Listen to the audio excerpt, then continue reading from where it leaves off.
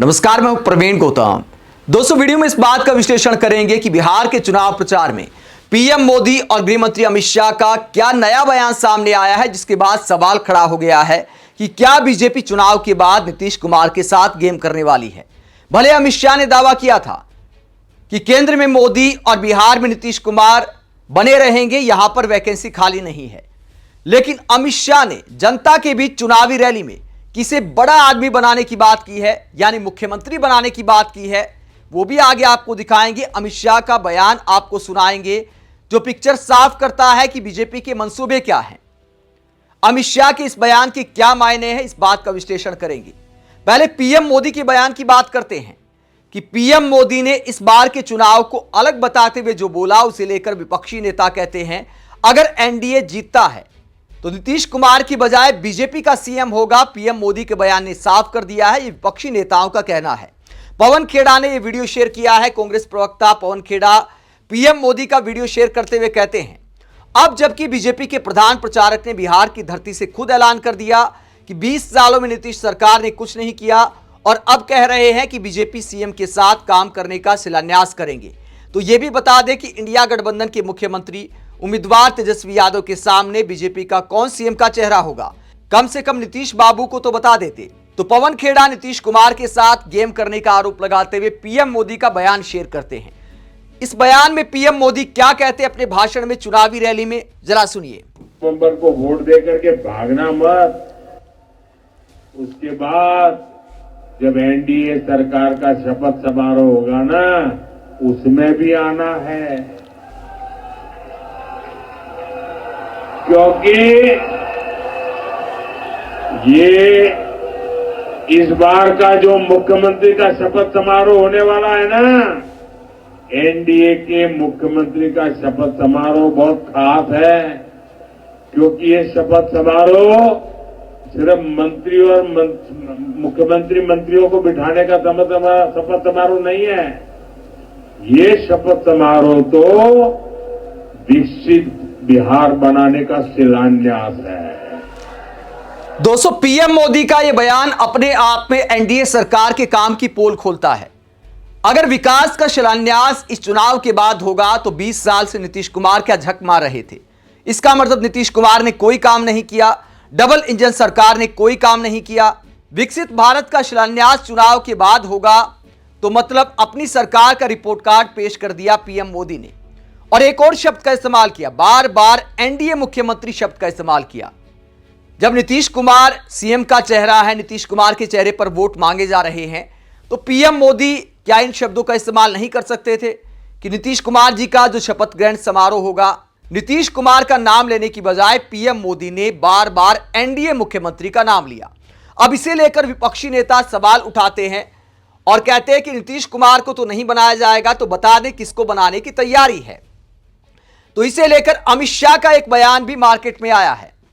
अमित शाह रोजाना सीएम के चेहरे को लेकर अपने बयानों से पलट रहे हैं। पहले एक इंटरव्यू में कहा था कि विधायक तय करेंगे, चुनाव के बाद विधायक तय करेंगे कि किसे सीएम बनाना है, फिलहाल नीतीश कुमार हमारे चेहरे हैं। यह अमित शाह का एक इंटरव्यू में बयान था। अब उसे तूल दिया गया, जेडीयू की तरफ से प्रेशर वाले बयान सामने आए और कहा कि नीतीश कुमार ही मुख्यमंत्री बनेंगे। जेडीयू के तमाम बड़े बड़े नेताओं ने एक तरह से बीजेपी को आईना दिखाया और इस बात को दोहराया कि नीतीश कुमार ही सीएम का चेहरा है, जीतेंगे तो नीतीश कुमार ही सीएम बनेंगे। तो बीजेपी दबाव में आई। फिर अमित शाह कहते हैं कि बिहार में कोई वैकेंसी खाली नहीं है, नीतीश कुमार ही सीएम बनेंगे। लेकिन एक चुनाव प्रचार में अमित शाह ने नया बयान क्या दिया है जो इस बात को दिखाता है कि चुनाव के बाद मामला पलट भी सकता है। अमित शाह गए थे बिहार के डिप्टी सीएम सम्राट चौधरी का प्रचार करने। वहां पर अमित शाह क्या बोलते हैं और उसके मायने क्या निकाले जा सकते हैं, अमित शाह को जरा सुनिए।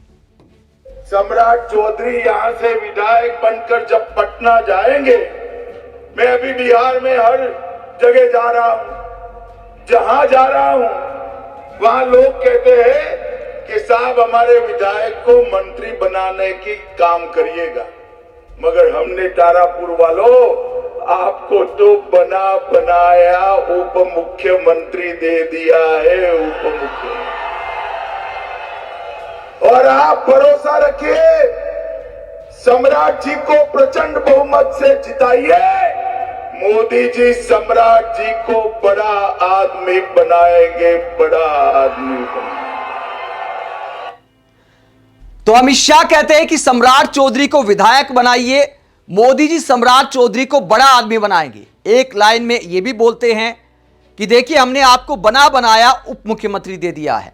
जब बना बनाया उप मुख्यमंत्री दे दिया है, डिप्टी सीएम दे दिया है, तो उससे बड़ा आदमी क्या हो सकता है। अब डिप्टी सीएम से बड़ा आदमी तो सीएम ही हो सकता है, मुख्यमंत्री हो सकता है। तो क्या सम्राट चौधरी को बिहार का मुख्यमंत्री बनाने की बात करें अमित शाह? इसमें कोई गलत मायने हमने नहीं निकाले हैं। अगर अमित शाह जनता को मूर्ख बना रहे हो तो वो अलग बात है, लेकिन इस बयान के मायने यही निकलते हैं कि अमित शाह सम्राट चौधरी को सीएम बनाने का ऐलान कर रहे हैं। इसमें अर्थ का अनर्थ निकालने की बात नहीं है। हाँ, एक बात और हो सकती है, सामने बैठी जनता को मूर्ख बनाया जा रहा हो तो इस मामले में हम कुछ कह नहीं सकते हैं, क्योंकि एक निंजा टेक्निक होती है। कई बार किसी उम्मीदवार को जिताने के लिए यह कहा जाता है, अमित शाह का खासकर ये डायलॉग है, हर राज्य में इस्तेमाल करते हैं कि आप इन्हें जिता दीजिए, बड़ा आदमी बनाने की गारंटी मैं देता हूं। तो विधायक को मंत्री बनाने की वहां पर बात की जाती है। जनता को इशारा दिया जाता है कि अगर आपने जिता दिया, विधायक बना दिया, तो मंत्री मैं बना दूंगा। अब जनता सोचती है कि यार अगर मंत्री बना देंगे तो क्षेत्र के ज्यादा काम हो जाएंगे, उस आधार पर बहुत सारे लोग वोट करते हैं। अब अमित शाह का यह डायलॉग सम्राट चौधरी पर लागू तो हो नहीं सकता, क्योंकि डिप्टी सीएम पहले से हैं, उप मुख्यमंत्री पहले से हैं, तो मंत्री बनाने के नाम पर तो सम्राट चौधरी को वोट मिलेगा नहीं। तो सम्राट चौधरी को और बड़ा आदमी बनाने की बात करके पीएम मोदी का नाम लेते हैं कि मोदी बड़ा आदमी बनाएंगे। अब मोदी बड़ा आदमी बनाएंगे मतलब सीएम बनाएंगे। अब इस नाम पर सम्राट चौधरी का चुनाव निकालने की प्लानिंग हो तो यह हम कह नहीं सकते हैं, क्योंकि सम्राट चौधरी का चुनाव भी फंसा हुआ है। तो चुनाव जिताने के लिए यह पैतरा फेंक दिया हो तो कहा नहीं जा सकता। कितना गंभीर है ये चुनाव के बाद पता चलेगा। लेकिन जनता को एक सपना जरूर दे दिया है कि अगर सम्राट चौधरी चुनाव जीतते हैं तो सीएम बनेंगे। तो निश्चित तौर पर अमित शाह और पीएम मोदी के इन बयानों को लेकर जेडीयू के अंदर जरूर डर का माहौल होगा। नीतीश कुमार की नींद जरूर उड़ गई होगी। सवाल यह भी उठता है कि अगर बीजेपी के विधायक ज्यादा जीत कर आते हैं तो जेडीयू और नीतीश कुमार बीजेपी का सीएम बनाने का विरोध कर पाएंगे, क्योंकि विपक्षी नेता तो लगातार आरोप लगा रहे हैं कि नीतीश कुमार को तो फिलहाल बीजेपी ही रिमोट कंट्रोल से चला रही है। राहुल गांधी ने इसे लेकर क्या कहा चुनावी रैलियों में, उनका बयान भी आपको सुनाते हैं कि रिमोट कंट्रोल सीएम बताते हुए नीतीश कुमार पर क्या बोलते हैं राहुल गांधी। नरेंद्र मोदी खड़े हैं जिनके हाथ में नीतीश जी का रिमोट कंट्रोल है। जौन सा बटन दबाया नरेंद्र मोदी ने, वही चैनल नीतीश जी चालू कर देंगे। जो भी बुलवाना होगा वो करवा देंगे, जो भी करवाना होगा वो करवा देंगे। बिल्कुल। तो ये मत सोचिए कि नीतीश जी सरकार चलाते हैं। सरकार नरेंद्र मोदी, अमित शाह और नागपुर चलाती। तो राहुल गांधी आरोप लगाते हैं कि नीतीश कुमार का रिमोट कंट्रोल पीएम मोदी के हाथ में है, सरकार वही चलाते हैं और चुनाव के बाद जो मर्जी होगा बीजेपी वही करेगी। नीतीश कुमार के साथ गेम भी किया जा सकता है। आप इस पूरे मसले को लेकर क्या सोचते हैं? कमेंट बॉक्स में अपनी राय जरूर दें। साथ ही चैनल को सब्सक्राइब भी करें। नमस्कार।